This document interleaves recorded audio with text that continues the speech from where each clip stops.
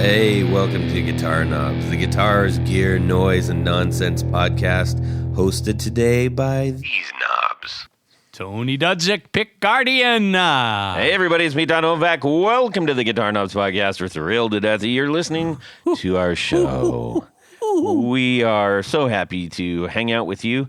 We think of it as hanging out with you. Yes. Hopefully you think of it as hanging out with us, not just peering in through an oily, smudgy window. Yeah, that'd be kind of creepy. A couple of weirdos. Yeah, that's creepy. Tony, you were busted for that way back in 1962, right? I was born in 1962. Sorry, that's what. Right? Yeah. That's why it sounded familiar to you. Yeah. Anyways, so fortunately, per usual, we've got a great guest. Really? Yes, guest. Please introduce yourself. Hey, this is Peter Dankelson. Pete's Diary. Yes, that's what I was waiting for, the Pete's Diary. Yep. Now, where can people go to check out the things that you do? Pete's Diary, pretty much on all the main social channels like Instagram, TikTok, Facebook, X, all that good stuff. Perfect. YouTube is a big one too. Yeah. You've got what they call a massive following. I think the kids on the street call that. Right? Yeah. I guess. He's got that in spades. He's like, yeah, and? No. No, hey, you should. If you got it, you got to flaunt it, right? That's what Tony does. That's right, yes. Okay, well, we are going to, just a quick thing. Peter, you're going up one flight in an elevator. Yeah. Give the people one thing to chew on about yourself. Anything. One thing. Is it technically a flight or would it be a floor? A floor. A flight of stairs and a floor of elevator. So what was it, like a fun fact about myself? Yeah. Oh, okay. Let's see. I got a husky named Winnie. A husky named Winnie. There you go. That'll get us to the second floor. And out you go. Ding. All right. We have a couple of announcements. Our book that we're giving away has been given away. Go over to Instagram to check that out. This is the Mike Campbell, a memoir, Heartbreaker. Now, it's a signed copy. Now, did you do something as sophisticated as having like a chicken race to pick the winner? No. I don't do that. You don't do that. No. I use my Swami skills. Your Swami skills? Yes. Is that with a capital S? I channel it. I'm a part-time medium. Oh. Full-time extra large. Yeah, you look... I was going to say. Not a medium. Hey! Oh, the tables have turned. Tony's just excited because he's lost about 57 pounds. No, I have not lost 57 pounds. What is it? How much? It's about $68, not 57 pounds. Right, okay. Yeah. I don't know. I lost a couple of pounds. You considerable. Yeah, well, whatever. You're trying not to kick it on the show. I appreciate that. I don't want that happening. Give me CPR. Yes. Mouth to mouth, Todd. Yes. Sorry, I won't know how to do that. Yeah. Anyways, we gave that super excited. It's a great book. Who won the book? I can't tell you. You have to go to Instagram to see it. Oh, jeez. I'm on pins and needles. I know. So with that out of the way, we're just going to motor on. I don't think there's anything else massive that we're checking. Everybody should have gotten their hoodies by now. So that's good. That was a real big haul this last weekend.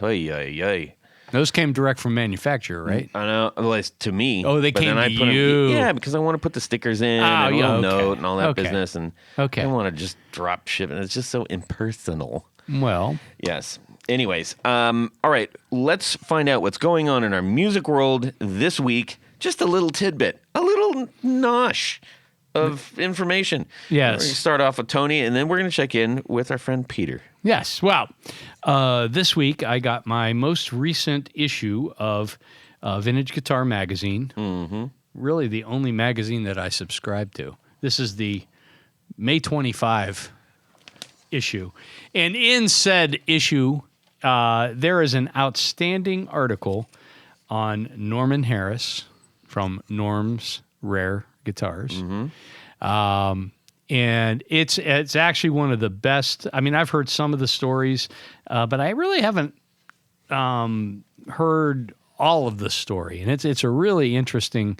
He started off as a musician, realizing the band really wasn't going to pay the way, and he started doing side hustles when he was still in Miami, and kind of started delving into what we call vintage guitars now, but at the time they were just old used guitars.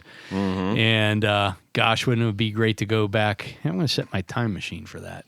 Let's go back to then and buy some guitars, bring them back. But as part of that, I forgot about this. I heard some rumblings about it, but there is on Netflix a documentary on Norman's Rare Guitars. It's a great documentary. I haven't seen it yet, and it's really good. You liked it. That's I mean, how could it not be? I mean, there's just so much stuff there, but so I'm looking forward. That's on my weekend agenda to watch that documentary. That's my little tidbit of my musical world this week. Excellent, Peter. How about yourself? Let's see. I think probably for me the biggest one this week that's been kind of exciting is AC/DC kicked off their Power Up tour for the North American leg. So that's been on my radar. Oh, wow. Yeah. Big time. Yeah. I mean, that's maybe one of the other tidbits that if people can't see that like right out of the gate, you're like kind of a massive AC/DC fan. Yeah. Yeah, so that was probably the big one for me. What else was it? I was seeing some highlights from Coachella as well. It's kind of interesting seeing some of the stuff that was going on this weekend there too. Oh man, yeah, for sure. Now, is that one of those tours that you're going to go to, like as many shows that you possibly can, or just wait for the one to hit home? Oh yeah, I'm seeing Detroit. And then I'm going to see them when they come to Chicago as well. So I'm really looking forward to that. Yeah. Do you think this is the last time around? I don't think so. Well, I saw they're doing Europe this summer. I would assume probably South America and Australia and maybe another U.S. run. Who knows? But I don't think they're done yet. I think they still got quite a bit of gas left in the tank. How old is Angus at this point? You probably know better than anybody.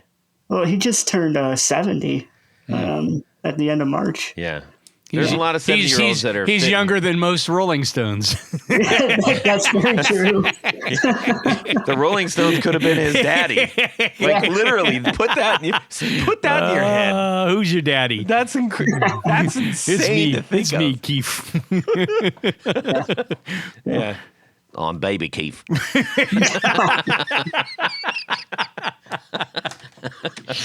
Oh boy, that sounds fun.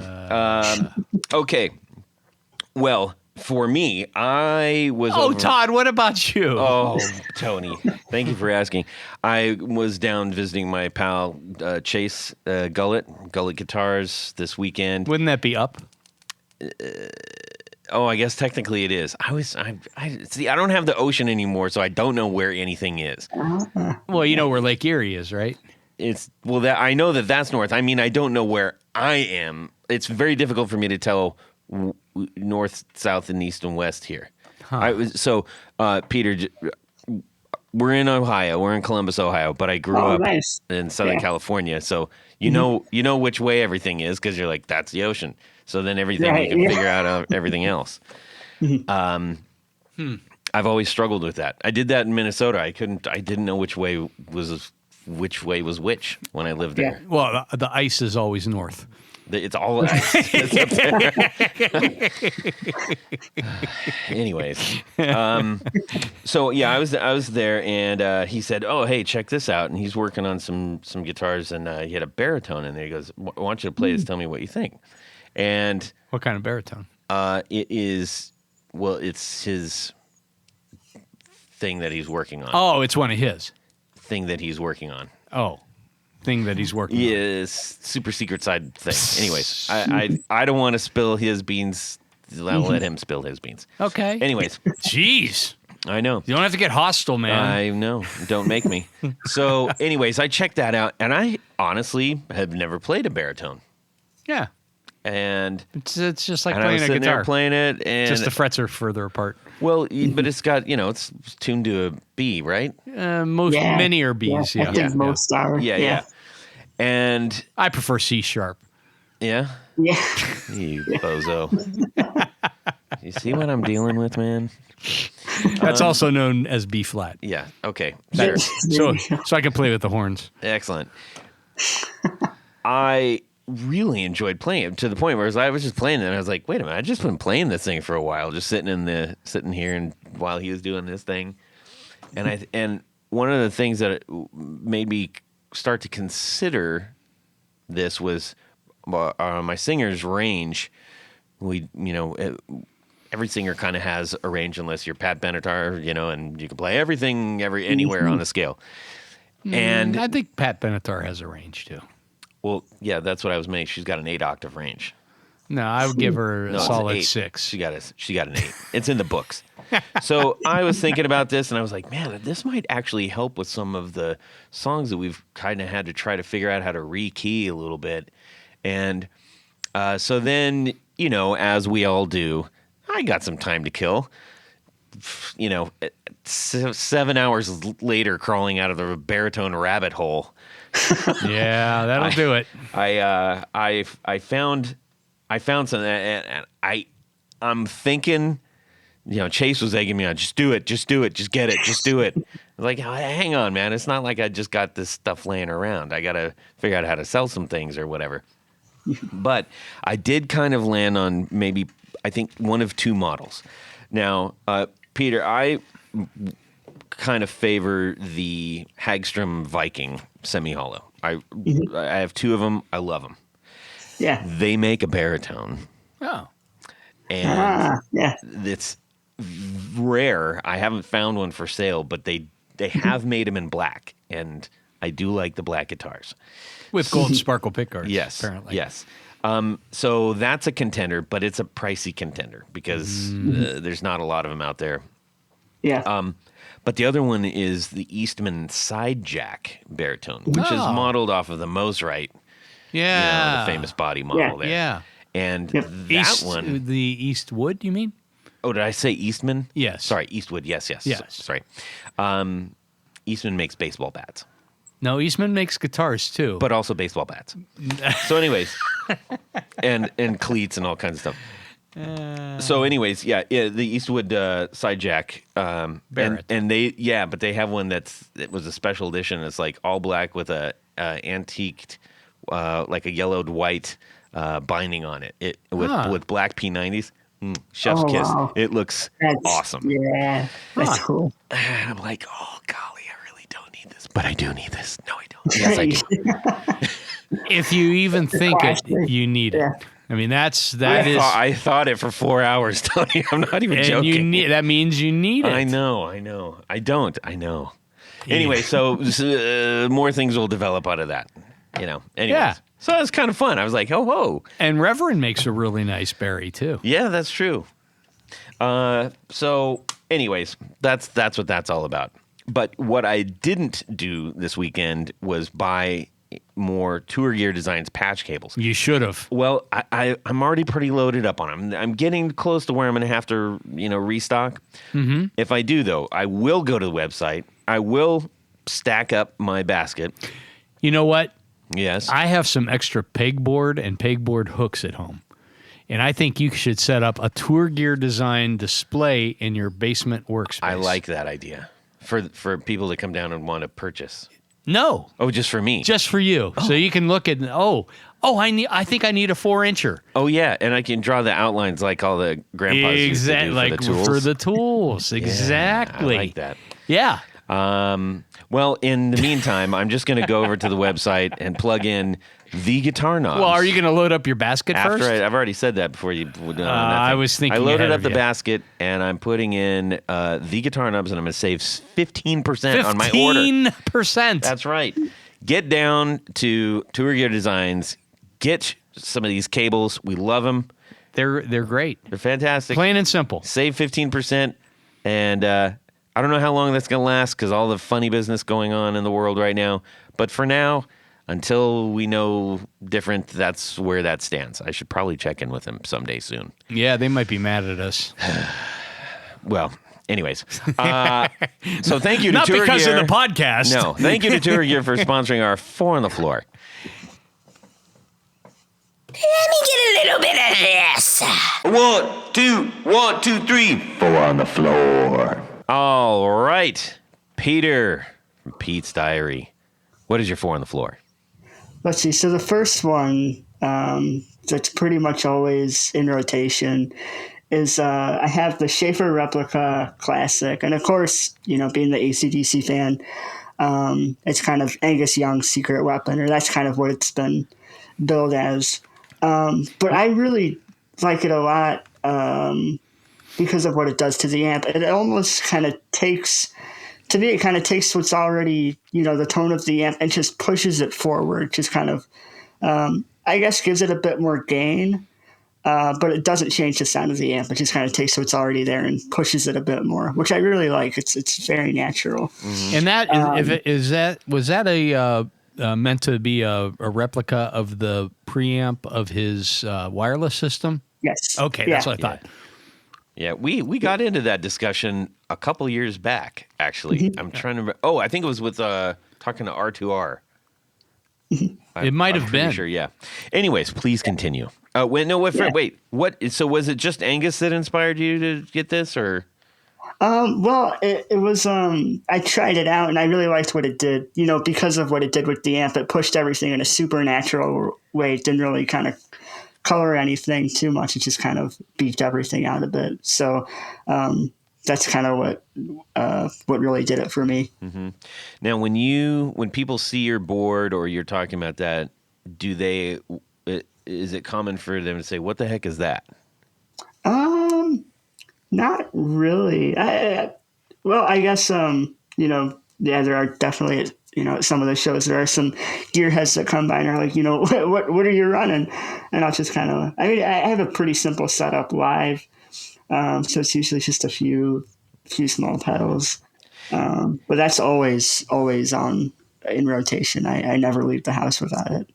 It seems like one of those pedals that every time that gets brought up, and it has a couple times on the show, it's like, oh wow, yeah, that's probably a really great pedal, but it's not as common as one would think. No. Yeah. Well, we're going to change that, aren't we? Yeah. All right. Now a whole bunch of people are going to run out, and then yours is going to be worth a whole bunch of money or something. Yeah, Solo Dallas. There you go. Yeah, that's all good stuff. Okay, number 2. Let's see. And then number 2 is it's a reissue of the Marshall Governor. Marshall reissued those like Bluesbreaker, Shudmaster, those vintage pedals, right? Sure. They reissued those I guess about 2 years ago now. Mm-hmm. And they actually they were nice enough to send me the Governor and the Bluesbreaker to try out, and it was really fun. The amp I'm running right now, mainly it's the Marshall Studio Vintage, so it's the 20-watt plexi, basically, right? Uh-huh. Still, 20 watts, it'll, blow your head off. it's super loud. But I really dug what it did because, the pedal is basically a JCM 800, in a box, kind of, right? Right. It's kind of the sound that it's going after. So I just kind of, again, I kind of tweaked it to the sound of the amp, trying to get it as close as possible.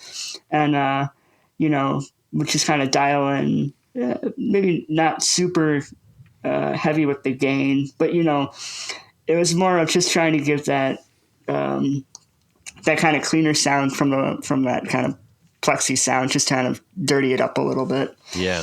So that's kind of how I've been running it. Now, what's odd is they actually have the Marshall JCM 800 overdrive distortion.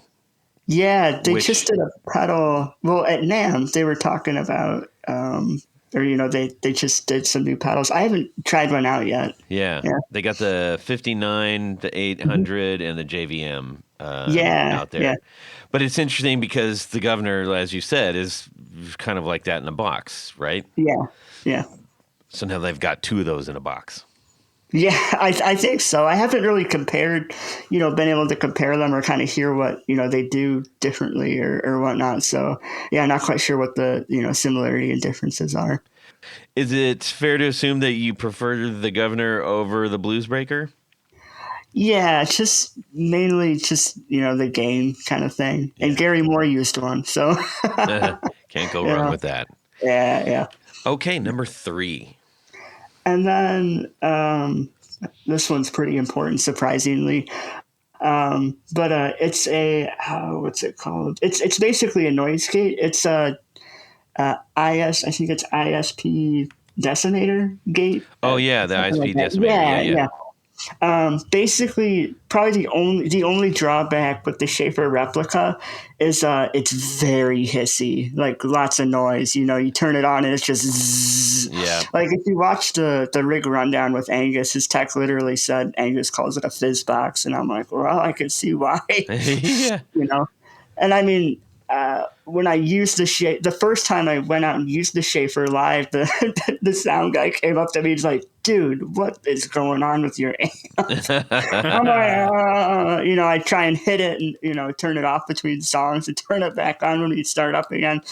But it was just such a pain. I'm like, okay, I need to figure out how to get rid of it. And a friend of mine from high school actually had one. He's like, "Oh, check this out." And he's like, "I have this noise gate." And he was over one day and we were hanging out and jamming, and he had it, and we plugged it in and tried it out and got it working.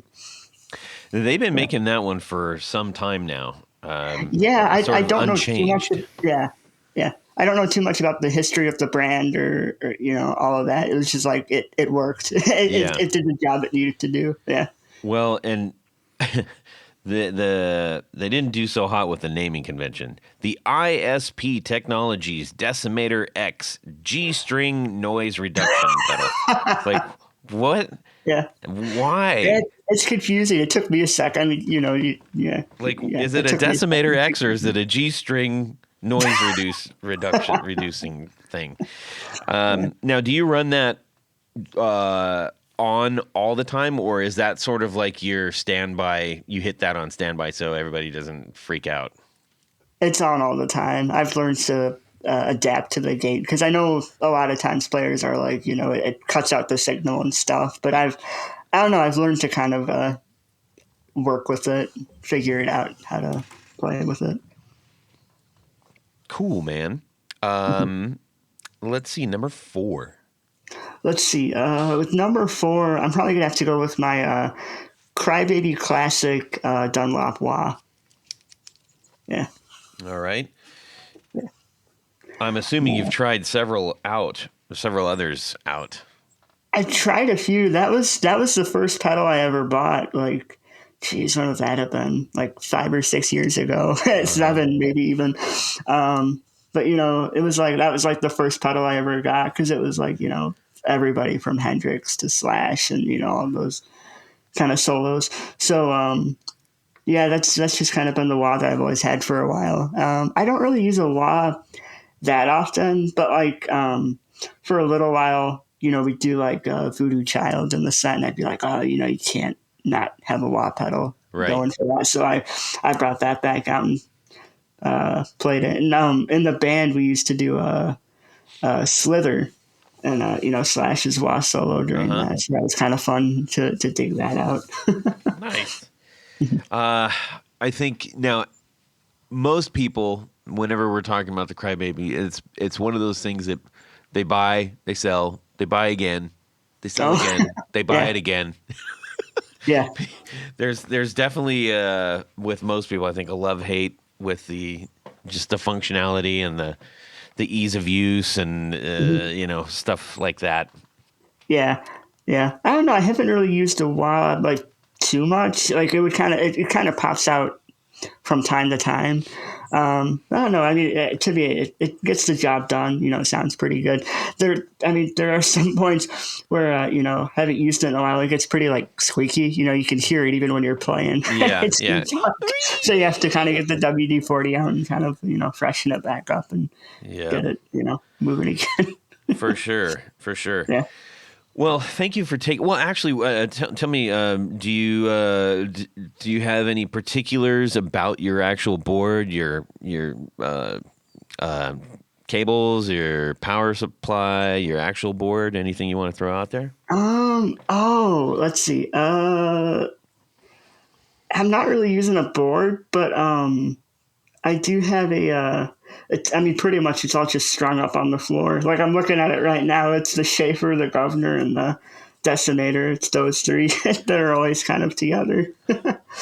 But when I'm playing live, I don't know if this could be a bonus, just kind of throwing it in really quick. But probably my favorite, it's great because it kind of acts as a 2-for-1. It's the what's the name of it? It's a really funky, confusing name, but it's basically a Shure wireless. It's like the GLDX. I don't even know. Yeah, you can throw any alphabet out there, and we'll go with it. I know that one.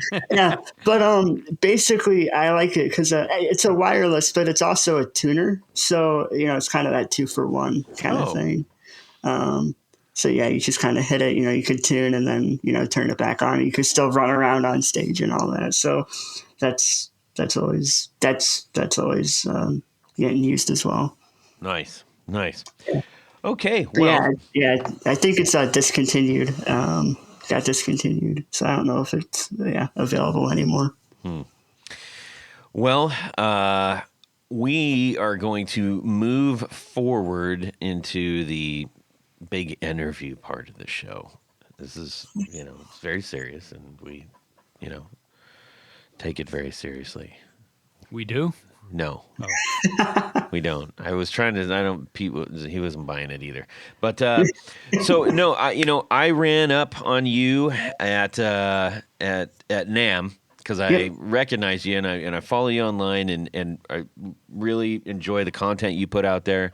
Yeah, and you guys were we were standing right by this huge Marshall exhibit, and for those who were wondering what that's like, it was a very, very high traffic area. And I was grateful you guys just took a minute and had a chat with me, and so here we are. So it's fun to see people in person that you see digitally. It's also a little bit weird sometimes. Yes, it's kind of funny. So tell me about your experience at NAMM. This was your first one, you said, right? Yeah, it was awesome. I had such a great time. You see all the videos that come out every year of, people checking stuff out, or, performances even of some of the bands or people that might be, playing at the event. So it was just great to just take everything in and catch up with people too that maybe I hadn't seen in a while, or, put, names to faces with people that maybe I'd just seen online, or, meet new people and just, check out all this great gear. It was just a great experience. It was a lot of fun. How often did you get attacked like I just mentioned? Not that often. Really? Come on. Well, kind of walking around, there are a few people that were like, "Oh, hey, aren't you that dude?" Yeah. Or hey, great playing. Love your playing and stuff like that. No, there's a guy walking around who looks just like me. I'm not that guy. Well, it's funny. With the 1 year, it's kind of hard to miss. It's like, well, wait a minute, isn't that? Yeah. No hiding from that. So it's kind of funny. It's a signature look. I understand. Sure. Yeah. Yeah. So we'll get into that in just a minute, but I want to follow up. So tell me what your perspective was on some of the gear that you saw. Was there anything that you particularly jumped out at you, or that you were amazed by? Well, at the Marshall booth, I was playing through the, they did the modded series, right, with the JCM 800 and the Plexi, and I got a big kick out of. I got to play both a little bit, and I thought they were really cool. So I was pretty blown away by that. Oh man, what else was there? There was some of the new stuff from Seymour Duncan. I got to try out like the Strat. What is it? I think it was the new Strat pickups from Joe. There was the new Strat pickups from Bonamassa, but I got to try out. I forget. It's like the Hades Gates pickups from Billy Gibbons. Those sounded great. Played really well. Okay. Yeah. And let's talk about. Did you fanboy on anybody? Oh, I mean, that's kind of one of the, the fun things too. Right. All these, some really cool people walking around, or influences, or yeah, it's like, I mean, shoot, I mean, Stevie Wonder's walking around too. I didn't catch him, but I heard he was, walking around. Yeah. Which is just crazy. Yeah. We were turning the corner. We're like, "What the heck is going over in the?" Yeah. And it was like the organ area, the piano organ kind of area, and we're like, "Who's over here?" That is getting like this crowd was huge. We couldn't even see. Yeah. And then somebody said Stevie Wonder. We're like, "Oh, right, okay, Okay, that makes sense." Yeah, exactly. Yeah, but no, probably one of the people I was really excited to meet was Phil X. It was great to see him. And he, for me anyway, he closed out my time at NAMM when I went and watched him perform. He was the last kind of thing that I caught before we left the event center. So talk about a great way to end the weekend. Yeah, for sure. It was so great because, I mean, I'd never seen him play live before. You see all the videos from YouTube or whatnot, from Friday Americana, even, back then, or, live with Bon Jovi or whatnot. But to watch him play in person with the drills was so cool. That was a really, really cool experience. Did the drills? Yeah. It was it was cool. I forget who he was jamming with on bass, but Matt Starr was on drums. And I, through Instagram had messaged with Matt before. So it's great to kind of say hello to him as well. But to watch, the three of them jam and watch Phil do his thing. And then, they even ripped into Walk All Over You by AC/DC, which I was like, yeah, perfect. But no, it was a lot of fun. I mean, Nita Strauss was really cool to meet. She did that signing at the Marshall booth. And then I also went, Marshall did that,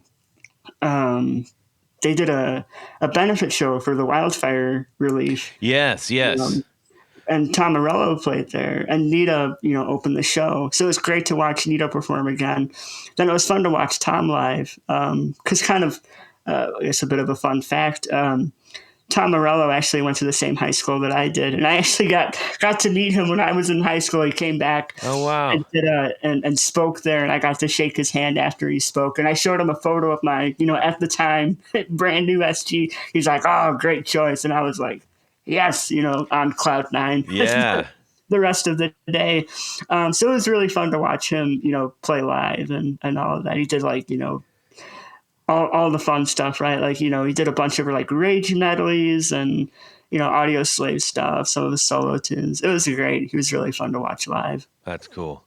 Yeah. That was, it's always fun to get other people's perspective, because it's an interesting experience. So thank you for sharing that. Now, okay, I'm going to ask you this. What is your actual favorite AC/DC song? Ooh, Riff Raff. That's the one. Yeah. Tony? Yeah. Oh, there's so many good ones. I mean, I'm gonna have to say Back in Black. Really? Yeah. Okay. That's the one. I mean, that really caught my attention. Although, God, I'm a Bond guy. yeah. Maybe the reason I tend to gravitate towards that, because the first time I saw AC/DC, it was post Bond. Yeah. And so that it was the Back in Black album, and that was the tour that I saw him on. And that really stuck with me. I honestly hadn't seen them prior to. I was aware of the band, but I'm going Back in Black. Okay. Yeah. All right. Mine is actually Right On. That's a great tune. Yeah. I guess his blues chops are out in full force on that one. It's like almost unbearably slow, but it just puts you in a singular mood. Mm-hmm. Like I cannot be disturbed if I'm listening. Shut up. I'm listening to this song. Yeah. Okay, so let's talk about you and why we're talking to you about you and everything. Yeah. You've made quite a name for yourself on the social channels, and you are such a huge guitar enthusiast, music enthusiast, and I think you're known for that. You're also known for your, I guess, like glaring positivity. If that's a good thing. Yeah. It's not. It's not.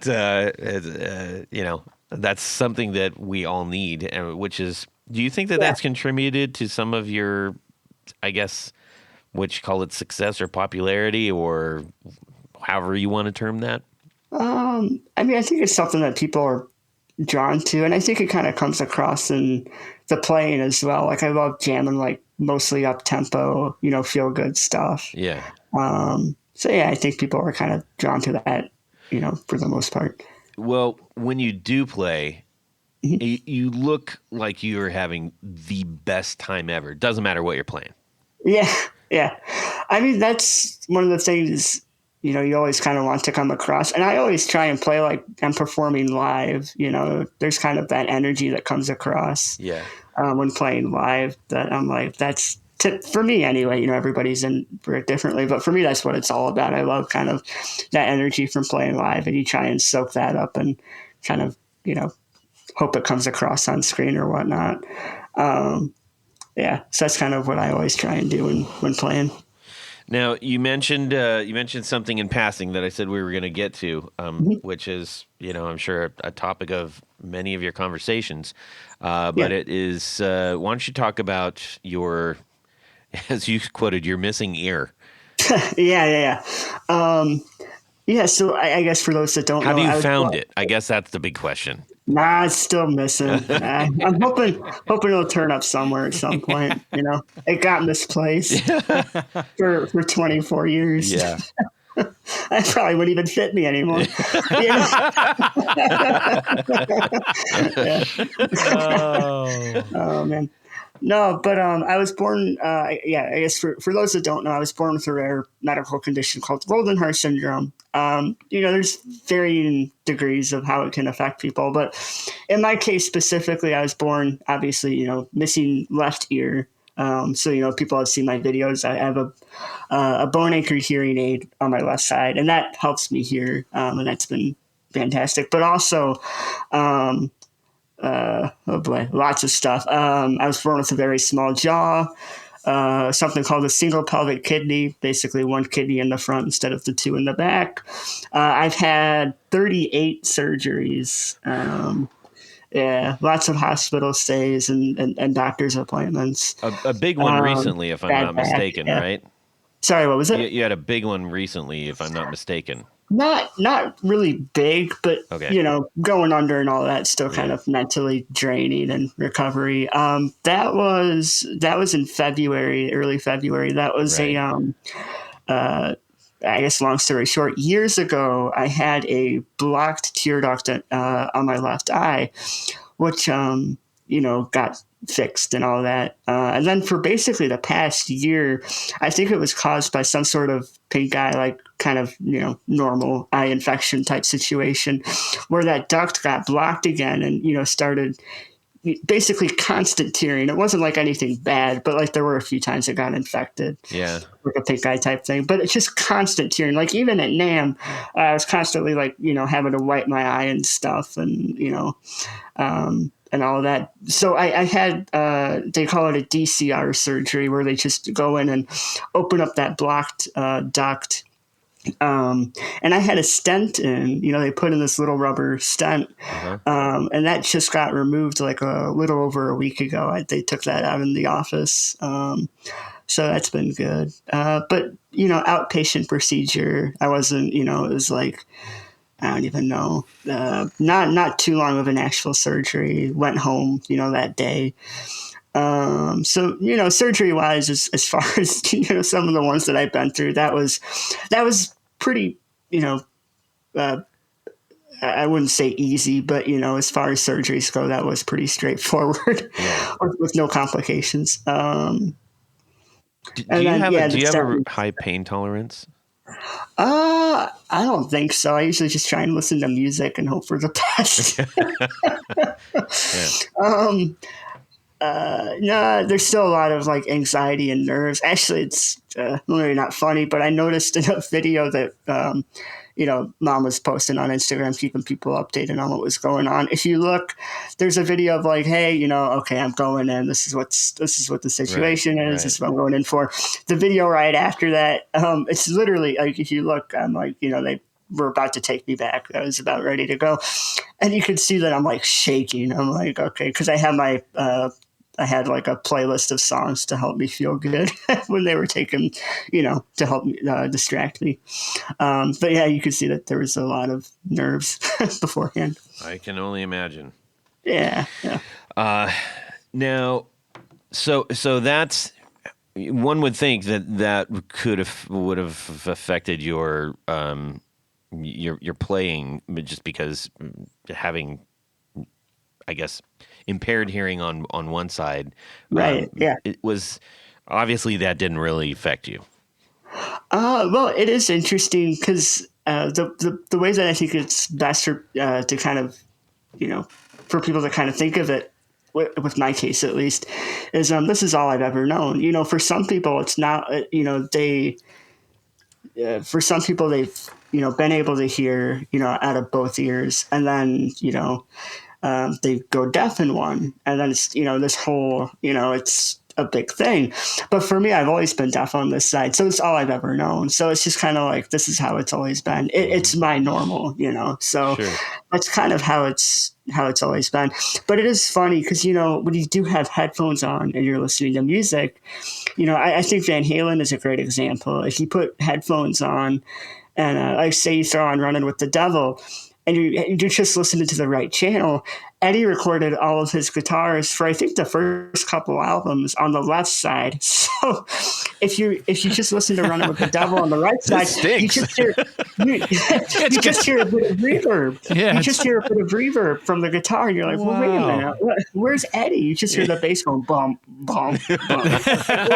Because I remember doing that for the first time. I'm like, did I count wrong? I'm like, where'd he go? Did he take a vacation? I don't know why everybody likes this guy so much. He's nothing special. What's the big deal? No.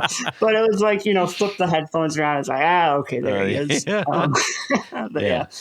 And even like panning is kind of funny. Like I think Hendrix is a fantastic example of, if you have headphones on and if you listen to, I think it's the end of Purple Haze, when there's like that whole like funky like sounds going on. I think it's panning back and forth. I could be wrong, but I know Hendrix did a lot of panning. But it's like you hear like woo, and then it kind of fades out, and then it comes back in, and then it fades out, and then it's all of that. So it's kind of funny when that happens. It's kind of like, I can recognize that it's panning. I'm just not picking it up. Yeah. Yeah. Now, have you ever tried mono mixes? Yeah. I remember like quite a few years ago. I think it was because of the Van Halen thing. I'm like, what can I do to fix this? And a friend of mine messaged me and is like, dude, go in your phone and look up mono audio. There's a setting in your phone. So I turned it on and it solved that problem. There you go. Perfect. I guess another big thing is my hearing aid is Bluetooth. So I stream music through it, all the time, but it's kind of a mono thing too. So it was like, what can I do with this? And it was like, okay, turn that on and problem solved. So, nice. Yeah. So you can take a call anywhere, anytime. Yes. I've got so many funky stories with that. Here, get this. I have so many great stories with that Bluetooth feature with weird phone calls. My sophomore year of high school, during passing period, walking through the halls, it's very loud. I didn't have earbuds in. So I would just listen to the music through my hearing aid with the volume cranked all the way up. And I was usually pretty good at like turning it off and, having it on silent during class. But I guess I didn't on this particular day. And basically, in the middle of class, everybody's kind of quietly working. And at the time, it doesn't really happen anymore with this, I don't know, newer model that I have or whatnot. But at the time, there was this weird thing that I could kind of tell when I would get a phone call, because like the left side would just drop, like the hearing on that side would just drop, and then whatever the, I don't know, signal or whatever I was listening to would come through. So I'm doing my work and I feel that my left side drop, and I'm like, and on full volume, ringing through my head is Welcome to the Jungle, the intro, with the Yeah. So full volume rattles my head as, that intro, and then Slash starts jamming and whatnot. And I'm just like, oh my gosh, and everybody looks at me because, who else is listening to Guns N' Roses in the middle of class, right? Busted. I was so embarrassed. And of course, I take out my phone and I'm like, oh, spam likely phone call. I'm like, really? So I'm like, sorry, didn't mean for that to happen. That's a good thing to get busted for. Yeah. Yeah. Now you have done. You've been able to meet. I guess, for lack of better terms, probably a lot of your heroes. Is that fair to say? Yeah. You're in a really unique scenario or position rather, where you've seemingly made guitar, your life, and with it comes a lot of bonuses. Yeah. So, what are some of the people that you have run into and those experiences? Oh man, there's been a lot of really cool people that I've gotten to meet. I think a big one, oh man, it's so hard to like kind of narrow it down, because I've gotten to meet and jam with so many people that I, respect and look up to. And they've been gracious enough to, invite me up and share the stage. But Tracy Guns has been a really great mentor and helping me out. And actually, even like dropped a guitar solo on the Keep on Rockin' album. That was really cool. But I mean, he's let me sit in with LA Guns to do like Rip and Tear at the end of the night. Mm-hmm. Pete's Diary opened up for LA Guns last year, and that was a great time. I mean, yeah, it's been really great. Orianthi, I've gotten to jam with her a few times, and that's been a lot of fun. Jared James Nichols is a good friend. It's really, really cool. I've gotten to meet and jam with a lot of people that I look up to and admire. Now, of those people, I mean, you're dropping some heavyweights. I know. Yeah, right? it's like, you could just name drop all day and be annoying. Right. Well, no, it's we're looking, I guess, what's not proxy, but when you vicariously, you have to, the audience is vicariously with you right now. So I'm curious to know, because most of what you play is like blues rock, right? Right. Yeah. So you drop some blues rock giants, and I know that there's a stack of other ones behind them. Yeah. Of the people that you've met, one of the hallmarks of somebody who is really, really good at something, it doesn't look like it is even phasing them, right? Yeah. Who out of the people that you've met, just your jaw just hit the floor, just like, wow, I can't, like, just either how good or how smooth or how effortless or anything like that? Like who I've met or who I've watched play? Yes. Okay. Probably me. Like, where my, okay, keep it cool. Alex Lifeson. Oh, geez, yeah. Yeah. And that was before social media and, all this kind of stuff took off, which is really kind of funny. But long story short with him is quite a few years ago, I was doing, you guys know Sweetwater? Oh, yeah. Sweetwater. Yeah. I was doing, they do like a summer camp. It was like a rock camp kind of thing there. And, Sweetwater's in Fort Wayne, and my mom's side of the family lives like, not even 20 minutes away from there. I've been going to that area, to Fort Wayne and, Columbia City, Pearson, my whole life. So, it's great that it's so close. So I've been there a lot. But basically I was staying with my grandma and grandpa there, and was doing rock camp for the week, and it just so happened that that we all come in from lunch, and we're going to do this breakout session before we go back and rehearse with our groups, and one of the people directing is like, hey, okay, before we do the session, we think Alex Lifeson might come in and, talk to you guys. He's in the building, and, we were talking to him. We think it would be cool for him to come in and talk to you guys.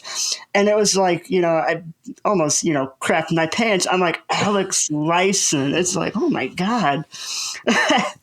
But it was just so funny because, it's like, you had some of the kids that were like, who? And then there were those of us that were like, oh my God. What do you mean, who? Yeah. Yeah. They're pulling up their phones and Googling. It's like, man, some of the other guys were like, oh my God, this is like the real deal. Like, wow. It was like, every time the door opened, everyone's heads would turn. Yeah. And sure enough, at one point that door opened and I'm like, oh my God, it's Alex Lifeson. And he talked with us for a good while. He answered questions, and, I got a picture with him and shook his hand, and it was like, wow. He just seems like the nicest guy. He was. That's a reduction of everything that he's done in life, but Yeah. But and just that brief interaction that I had with him when I shook his hand and everything, it was like, that was pretty cool. I just remember too, my dad was golfing that day, and I'm trying to call him. I'm like texting him. I'm like, hey, you're not going to believe who I just met. I'm like, your golf game. I'm like, you're really going to want to check this out. Like, here, pick up the phone. Yeah. And, he's like, all right, what's going on? Who did you meet? And he's like, oh my God. That's a big one. Yeah, that was pretty cool. That was awesome. Yeah. He's done a few things. Yeah, he's known for a few things. He's had a pretty good career. You know what? I just saw a interview with him talking about solos. Which in the world of blues rock, that's like half the song usually, right? Right. So maybe more than that. Alternating Right, solos and stuff. But I was surprised because he said, I've for the last large number of years, he goes, I really tried to not solo at all.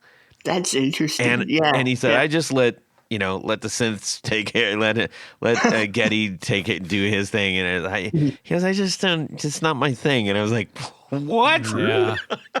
That's like the Limelight solo. It's like, that's one of the most beautiful uses of the, whammy bar ever. I'm just like, huh? Yeah. That's kind of funny hearing that. Yeah. And then all the Les Pauls with the access with the whammy. Yeah. It's like, well, those are useless now, right? Jeez. Anyways, I was surprised to hear that, but it gave me hope because I'm not great on the solo-y bits. I struggle with that even now, and I like to hear that there's people that are like, don't worry about it. Boring. Well, it's exciting for me when I do one, and when I'm writing a new one for my band. It's like, oh wow, look what just happened. I know him, and he does. Yeah. Anyways, Tony, I think you were mouthing something. I was not mouthing. Okay, I was just singing along with Rush. Let's talk about some gear stuff. Now you have I would imagine a relatively extensive collection at this point. You're featured with an awful lot of guitars. Mm-hmm. Yeah, can you really play those all at the same time? Come on, how many do you really need? Might be a struggle. Yeah. To tell you the truth, there really is kind of a handful that I'm like, yes, pick this up and jam this. But no, mainly kind of a Gibson guy. That kind of sound. The SG's my baby. I love how those play. How many SGs do you have? That's a good question. 3. I'm looking at them right now. 3. Yeah. And I'm assuming that they're all different models. I mean, you're featured with them on the Instagram, but I'm working at trying to help out the audience here. Yeah. So let's see. So the main one that people probably see all the time is I think it's kind of it's a 61 style, with the half guard and all that. It's a 2013 model, and I love it to death. It's such a great guitar. That's my go-to for everything. And then the other one is the first guitar that I really kind of got to call my own. It's a 2017 tribute, or I guess faded. It wasn't quite called a tribute yet. And then I have a SG Junior, and that's a 2020, I think. Yeah, and I love that guitar. Now, if you weren't so into AC/DC, would you have still picked the SG? I don't know. Hard to know what I would have gone with. But it's funny because, I have a bunch of guitars now. And, of course, the Angus Young influence is huge. But it's just like with the SG, it kind of hits just funny enough, all the right boxes for me. Like, it's lightweight. It's very easy to move around on stage with, easy access to the upper frets, and all of that. So, and it comes with a removable neck or headstock. If you do the neck bends enough, the hard stock bends, you got to watch out for those. Now, those are all mostly newer models. Have you been scoping out vintage ones? Do you like the vintage ones, or are you just like, nah? If I could afford them, That's fair. That's very fair. I'd love to, like, at some point I really hope to own I think it's a 71, it's like a walnut SG with the big guard and the kind of vibrola, because the first time I saw AC/DC was at the Power Trip Festival, which is out in, where they do Coachella, out there. And it was such a great show. And he brought out, that guitar, which he hadn't been seen with in a while. And he played riff raff on it. And I'm just that's it. I'm like, that's the holy grail right there. Yeah. To own one like that. Yeah. Now, you've gotten into some other guitars. Why don't you tell us a little bit about those? Yeah, probably. A guitar I've been really loving a lot recently that's been so much fun is I have an Epiphone Firebird. And that thing's been a lot of fun. I really like that guitar a lot. Yeah. And so you got what color is that one? That's kind of the classic Sunburst. Got it. Okay. Yeah. Now that's a big guitar. It is. Yeah, it is. But the neck is really skinny, so it's great. Yeah. Huh. Les Pauls? I have it's the 60s standard, and I forget. Oh, it's a Bourbon Burst, and that's a really fun guitar too. It's heavy, it's because I'm a pretty short guy, so that'll weighs down on your shoulder after a while. So for me, when it comes to playing a Les Paul, it's like, if I'm going to take it out, it's like, okay, if we're going to do a half-hour set or something like that, I'm like, okay, I could sneak this out and jam it. Or like, if I'm going to sit in with somebody for a song or two and it fits, it fits the song, or, I think of it, I'm like, oh, okay, this would be great. So yeah, it's kind of depends on what it'll come out for. Now, some people will struggle with the weight, like you just said. Like I just had it's until you get one of those around your neck for a little while. It's sort of like, come on, what's the big deal? It becomes a big deal pretty quick. Yeah, I mean, I had a custom built gullet guitar, and I when he was building it for me, I went with this. I think it's African mahogany. Yeah, African mahogany. Yeah, and it's pretty heavy. Yeah, and he's like, I said, man, I want a heavier guitar, because at the time I was playing I think it's 2010. 2010. I think it was 2010. The Gibson SG, not SG, but the special double cut. Mm-hmm. Oh, yep. And I love it with the mini trapezoid inlays and everything. Nice. And it's super, super light. And I kind of was like, man, it's just kind of flipping and flopping a little bit. I want something that feels a little bit more anchored. Yeah, I forgot to tell him the little bit. That'll do it. Yeah, he just heard anchor. So he made this beautiful custom guitar, and I was playing it, and I was gigging with it for, I don't know, a better part of 2 years, and I was like, this is literally, like, it hurts. It hurts. I know, yeah. And and he was gracious enough, so we chopped the back off, routed it out, put the cap back on, and everything, and now it's much more playable. Yeah. Yeah. But those heavy ones, those are a little bit rough. Oh, what you fancy the hollow body or the semi-hollow, I should say? Yeah, that might be like my second favorite guitar that I have. It's actually it's got a great story behind it. It's a ES 339. So basically, I guess Smaller body, right? Yeah. For people that don't know, it's basically a 335, but scaled down. It's basically Les Paul size with the body, right? So I think that's kind of how they described it. But you still have that 335 shape, right? Just scaled down. But anyway, that's got a cool story with it. Basically, I sat in with this great blues musician named Lindsey Alexander. He was a great, Chicago blues artist, blues Hall of Famer. And I sat in with him kind of during COVID. There were some pop-up jams happening, and it was a good excuse to kind of, get out of the house and kind of, start playing a little bit, with some of these guys and meet some of these people at these jams. And met Lindsay there, and he was playing a 339 and stuff like that. And he was awesome. He was such a great guy. But he said to me, he's like, he'd always give me a hard time. Like, okay, because I'm a rock guy sitting in with, these true, true blues musicians. They've lived it and breathed it for, their whole life. Right. And he's just cracking up watching this, rock guy, try and sit in with, play some of these blues songs. And he always gave me a hard time and crack me up. But I jammed with him a lot, and he taught me a lot. He'd always try and get me to sing. He's like, you better learn how to sing, damn it. But he played the Street 39. And he's like, well, if you want it, he's like, he'd sell it to you.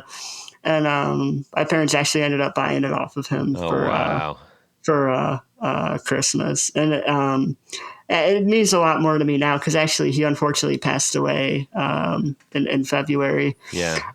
So it means a lot. You had a great post about that. Yeah, it means a lot to have his guitar. And his son is a really, really great guitar player as well. I got to see, there was a tribute about a month ago that his son did at Kingston Mines. And, for those that don't know, it's like, legendary blues club in Chicago. And it was my first time there. So it was great to, be at Kingston Mines. And actually it was fun too, because his son, I of course brought the guitar. He's like, this was my old, Lindsay's son. He's like, oh, this was my old practice guitar. He's like, this is cool to see. I haven't seen this in a while. He's like, this is fun to see again. Yeah. Interesting. And he's a really great performer as well. With Lindsay as well, his stage presence was awesome. He definitely knew how to get the best tips, and he'd walk around with the tip bucket and all that. Yeah. He was great. Yeah, he was awesome. That must have been a little bit intimidating because it's one thing to say to play the blues and anybody can sit home and learn all the licks and the notes and everything. Right. But your point about the guys that are really, really good at it, there's life behind that. Yeah. No, these are the guys that have lived and breathed it, their whole lives, in the city. I mean, it's pretty unfortunate because, a lot of these guys are, no longer with us. Like, I think Buddy Guy's like the last guy standing from, the greats. Yeah. And, or at least, that's like world kind of renowned. There's still so many legendary, Chicago performers that I've gotten to sit in with. But yeah, it's like when Lindsay passed, it was just like, oh man. Yeah. You were talking about the different guitars and stuff. For whatever reason, my brain when I was looking up the Blues Hawk, that seems like something that I would expect you to have a Blues Hawk. I don't know why, but because of the kind of. Hang on, I'm going to look up a photo of it because I think it's been a while since I've seen one. Let's see. Is it like a? It's kind of got like a SG butt and a modified Les Paul. is it like the upper. hollow? It's got the F holes on it. Yep. Kind of. Yeah. Okay. Yeah. And That's kind of funky. I haven't seen one of those. Yeah. I know that they're 3 pickup and 2 pickup models. Yeah, the one that popped up here on Google is like a 2 pickup one. Yeah. With this one has P90s. I don't know if they're all like that. Yeah, I think some of the older ones some had of the them have- angled humbucker. Okay. They did, but Yeah. and then some of the P90 equipped ones have a hidden dummy coil underneath to Kinda like you. for the what? No, for hum canceling. Okay. Yeah. Yeah. Yep. Who you calling dummy? Anyways, It looks thinner too. well, because it's a smaller body guitar. Yeah, it is. It's actually smaller than Les Paul. Yeah. Yeah, it looks like it. Yeah. Yeah, it's more squished in. Yeah. Okay, so I know that the guitar that you just talked about, that withstanding, all right? If you were gifted a guitar from anyone, Todd Novak. whose would it be and what would it be? Oh, like anything's game. Anything's like, game. Anything's game. Man. Honestly, it would be that Walnut SG Angus played Riff Raff on at Power Trip, because it's like that was magic. Like hearing, because that song had not been played live. They played it live when Axl filled in 2016. He kind of helped push Angus to bring it back to the set. And I think it had been performed like once before on like a TV performance with Brian. And, it was played quite a bit with Bon, in the 70s. But like, to see like the first kind of proper live performance with Brian of that song, and Angus is playing that, that guitar. It was just like, wow, like this is as cool as it gets, and it's still in the set for this leg of the tour. So I'm very, very happy. That's cool. Yeah. This is also I may be controversial. I don't know, but Brian Johnson's back on this now, right? Yeah, yeah. After all that kerfuffle, so that's one more reason for everybody to get out there and get this done. And he sounds great. I was watching, video performances of the first show the other night, and I'm like, oh, he's really sounding great. And he's having a good time too. So it's great to see. Yeah. They look like they're all having a good time. So awesome. I've never seen them live. I would love to get out to that show this time. Loud. Yeah. Well, I can do that. Wow. How would it not be loud? I mean, loud. Oh, I heard it's well, I mean, Power Trip was pretty loud, but I heard like, with their proper, equipment this time, and, they're I don't know, I'm very curious to see what the difference is, because Power Trip, I don't know if Angus's sound was fully dialed in. There wasn't a ton of gain. Like there were some moments where it's like, ooh, he was struggling a little bit. I mean, he still did fantastic, but it's like he needs a little bit more gain, a little bit more sizzle. And I was watching videos, and I'm like, oh yeah, he's fully dialed in now. They fixed it. I remember seeing some. I don't know if they were, they weren't the latest ones, obviously. So they were. This might have been what you were talking about, but I remember watching and hearing, and I was like, "Man, he's playing really clean, like kind of weirdly clean for that kind of all this, super fast solos and stuff." Right. Yeah. I mean, it sounded good in person, but I do remember. Yeah. Oh, I know Thunderstruck is kind of trickier for him now. Yeah. But I'm just kind of cracking up. I'm sure that's the one song in the set he's just like, okay, here we go. Yes. Yeah. Well, you can jump up there and help him out. Hey, if he needs help, I'm here, but I don't think he needs it.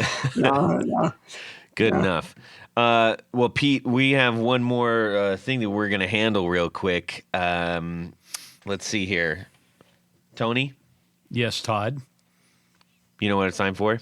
I suppose. Would you rather? I suppose it's time for Would You Rather. Would you rather? It's that. Jiminy Cricket's Yes. gonna do it? Yes.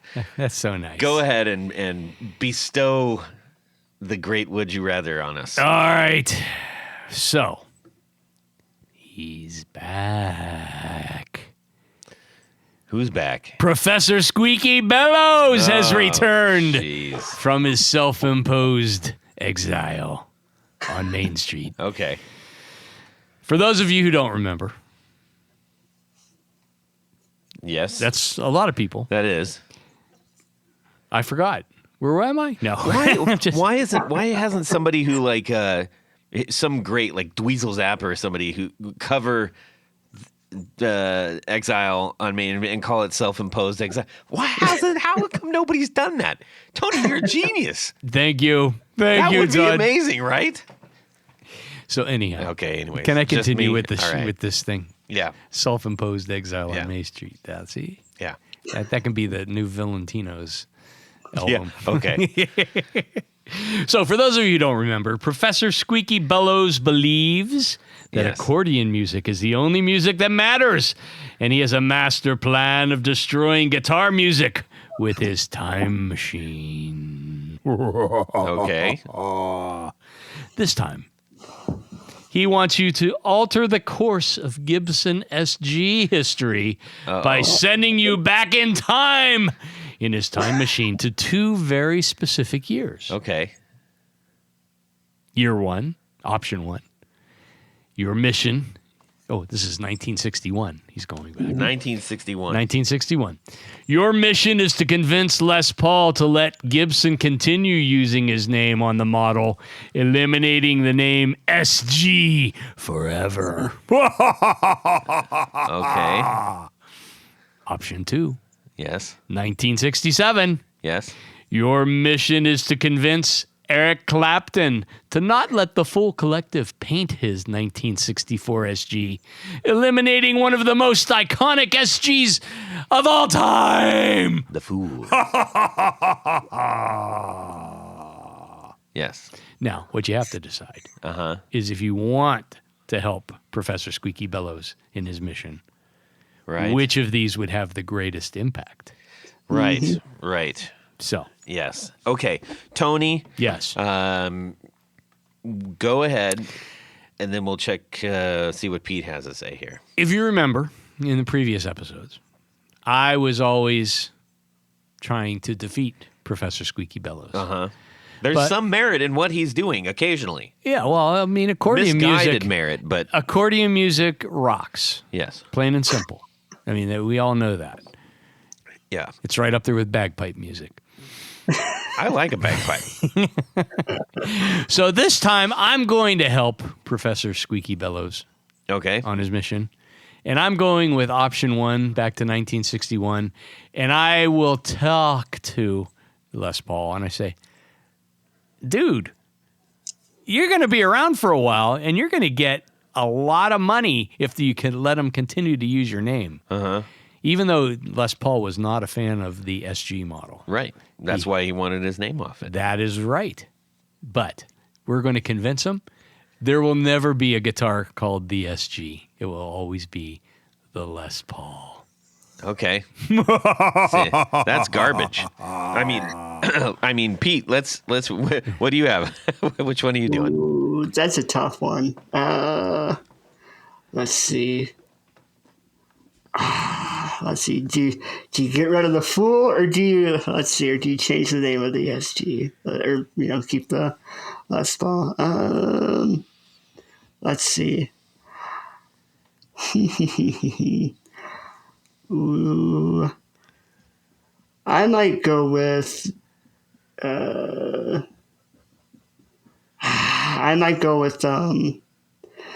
Les Paul keeping the SG around, because I'm like that Fool SG, the paint job on it, it inspired so much that kind of came after it with the psychedelic artwork as well. Yeah. It's like, oh man, hey, if the SG was still called the Les Paul, that would be kind of cool. But then it's like, what would the Les Paul have become? Who knows? the Les Paul would never be reissued because it would be. Oh no! It's all part of my master plan. That wasn't in the description. Hang on. That would be the Les Paul SC, a single cut. Yes, the SC and the DC. Yeah, but then there was other DCs. Hey, there you go. I'm gonna help. I'm gonna help the effort here and go with eliminating the fool, because it would just be too confusing having Les Paul still attached to the SG. That's the idea. No, but that isn't the idea. I don't want that to happen. You don't want that, so you want to Keep it as it is. You want to butt heads with Professor Squeaky Bellows. I do. I'm prepared. I see. Yes. So I'm going with eliminate the fool and don't touch the SG. The SG. Let the SG be the SG. The SG is the SG. It's its own thing. It doesn't have anything to do with. Think about that now. Like Les Paul, nothing to do with them at all. Nothing. Zip, zilch. Nothing. Nothing. Yeah. Well, for that matter, the original Les Paul had nothing to do with Les Paul. Les Paul was still, he chopped up an old Epiphone. Well, that's just the first way to get in. Anyways, we're not going there. Okay. That's a different We'll story. save that for another argument. Okay, we need to thank a few people, and then we're going to bid our friend Peter adieu. That's right, Todd, because at this point of the show, there's a special group of people we love to thank. These are our executive producers. Now, an executive producer helps make this show possible. How do you become one? Easy as pie. Head over to patreon.com/the Guitar Knobs. Check out a couple different levels in which you can participate. Become a sponsor, a friend, a hero of the podcast. Yes. Each level comes with some very nice thank you gifts and opportunities to win great stuff. That song, We Don't Need Another Hero, is a bunch of poppycock. We need another hero. Yes. We need a bunch of them. Yes.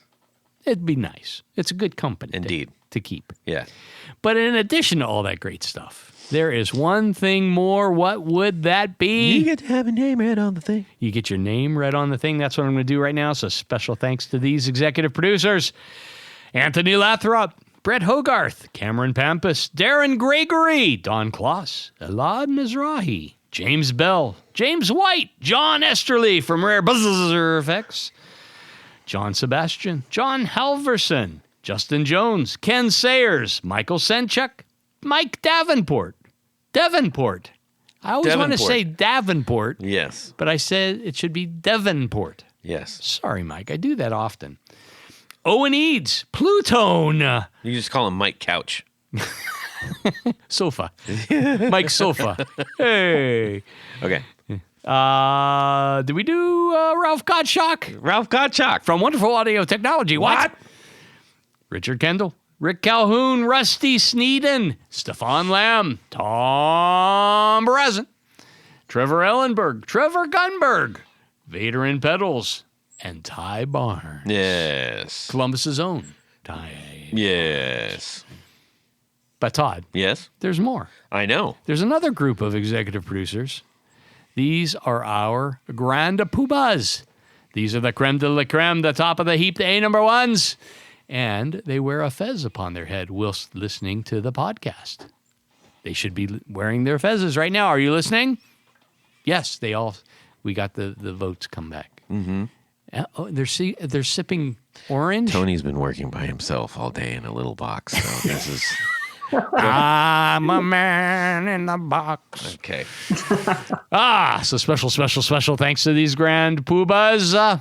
Anthony Gemolero, Billy Spitfire Unlimited, Bob Crouch, Brian Robison, Cody Foster, David Kaminga, David Tyndall, Enrico Fernando, Fox Hill Studio, Gregory Randall, Hex Matos, John Williams, Martin Cliff, Matt Hart, Michael Van Zant, Michio Murakishi, Mike Nazionale, Moon Guitars, Pedro Vasquez, Sam Jet, put the T's on there, Steve Keys, James Pennington, Zach Oswald from Brandon Wow Pickups, and Jonathan Labate from M2 Labs. All right. Thank you. Thank Thank you you. all Thank you. so very much. We truly appreciate you. And Hey, if you're thinking about it, If you're listening right now, they are. insert your name here. Yes, you person driving a car or working in the shop. It's the right thing to do. Yes. Okay, Peter, where can people see the things you do? Yeah, I'm on, it's Pete's Diary on, all the big platforms, right? So Facebook, Instagram, YouTube, we've been working on, which has been a lot of fun. TikTok as well, X. I think those are all the platforms. What about your band? The band, no shows right now. It's unfortunately split up a little while ago. So looking, it's kind of a long story, but looking to reform, trying to get back into writing, trying to learn how to sing. We'll see how that goes. But, that's kind of a work in progress. But the music, we did do a great record, which I'm really proud of. It's called Keep On Rockin'. That's, all streaming services, Pete's Diary. It was a fun record to do. So that's all out there to listen to. Nice. Excellent. Yeah. Now, Tony, Yes. where can people find the things that you do? Well, it's probably best to just head over to pickguardian.com. Mm-hmm. Check out the stuff that I do. What do? I make pick guards for guitars. How do you get one? Shoot me an email. Let me know what you're trying to do, what you need, what color you want, what pickups you're using. I might even have some good advice for you. You usually do. I've been doing this You've for been doing 100 that years. for a long time. 100 years. For a lot of people with much bigger names than you or I put together. Yes. That's true. It's your opportunity to make your guitar even more like Todd's. Right. You can shoot me a DM on Instagram. We'd love to hear from you. Tell us about your own gear. Tell us what you think about the show. Tell us. How about a would you rather? Would you rather? We love the would you rathers. Keep them coming. Do whatever you want. Just connect with us. We love that. In the meantime, we need to say a humongous thank you to Peter of Pete's Diary, the great Peter the Great. And thank you so much for sharing your time with us and all of our audience out there. It was great talking with you. No, thank you so much for having me on. Continue making that awesome content and making us feel good while you do it, okay? Thank you very much. You bet. For everybody else out there, have a fantastic guitar week and subscribe. Ribbit. Turn that light off because it's bothering me. Is it really? It's bothering me. Are you just saying that? No, it's bothering You're saying it like you just say things. No, it bothers me. It bothers you. I will turn it off. Gee, many Christmas. See what I'm working with? Don't cut the cord. Here, saddle up real quick. Hang on, Pete. I'm saddling. Yep. I need the soda. Oh, can you grab one? I got to do this. Oh, Sorry, man. got to do everything for you. Working for a living, man. And you are ready with your 4 on the floor? Yeah. Perfect. I hate saying it's their favorite part because then it brings the rest of the show into question. but apparently it is. So here, Tony, you hit your beeper, Dr. Beeper. My beeper? Dr. Beeper. Dr. Beeper. And then, look at this can. What did you do to my can? I didn't do anything. Now watch, it's going to blow up or It something. might. Oh, my God. This thing looks like it was in a auto accident. In your back pocket. So for breakfast, I had some scrambled eggs. Hey, Pretty scrambled straightforward. eggs, that's a great, you can't beat that. Only No, if you have it's it with awesome. ham. Yes, or a whisk. I use a fork. What do you use? Do you use a fork or a whisk, Peter? A fork. A fork. I use a fork. It's my wife's most unfavorite sound. She yells at me. It's the thing. It makes her insane. And makes me insane, too, usually. I got it right. Look at me. Look at you. Okay. You're a real boy. I am a real boy. I'm a real boy. Yeah, you'll be sorry. No, it's You'll all good. be sorry. No, we'll have fun. This is pretty easy. Yeah. We try to, it's like you're chatting it up with a couple of buddies about guitars. Yes. And that's what Yeah, we do. perfect. Not at all like two strangers on a bus stop in downtown. It's not There we like go. that Good. in the summer. when it's really hot and you don't have anything to drink. But the other two guys are drinking some nasty stuff that stinks. Like Thunderbird? Yeah. Anyways, that's not us at all.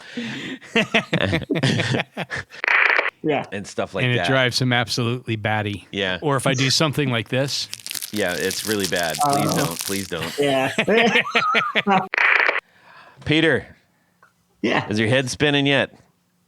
No. Good. That's good. You're still with us. And away we go. Well, that's it for these knobs.